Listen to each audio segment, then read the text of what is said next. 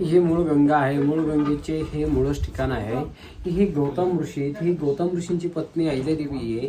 त्यांच्या हातून जे टायमाला जी गो हत्या झाली ते गायीची साक्ष दाखवलेली आहे.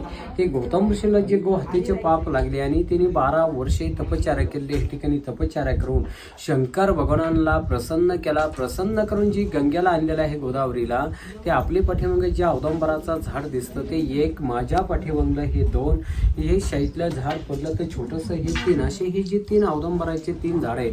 हे 3 झाडाच्या मुळांतून इथे गोदावरीला सुरुवात झालेली आहे. इथे गौतम ऋषींनी स्नान केलं, आंघोळ केली, गो हत्येचे पाते दूर केले.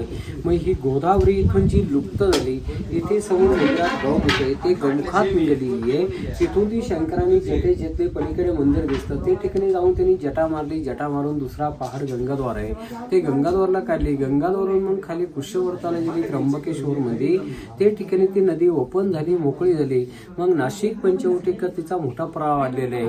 हे जसं लहान बच्च्याचा जन्म होतो तसं हे गंगा गोदावरीचं जन्मस्थान आहे. त्याला इथनं सुरुवात आहे. गोत्र नाही समजले त्यांनी काश्यप गोत्र यायचे. काश्यपी गोत्र उत्पन्ने गंगे इकडनं निघते, दुसरी धार इकडनं निघते, तिसरी धार इकडनं निघते. असे हे जे 3 औदंबराचे 3 झाडाच्या मुळातून आलेली आहे. इथे ही मेन सुरुवात झाली गोदावरीला.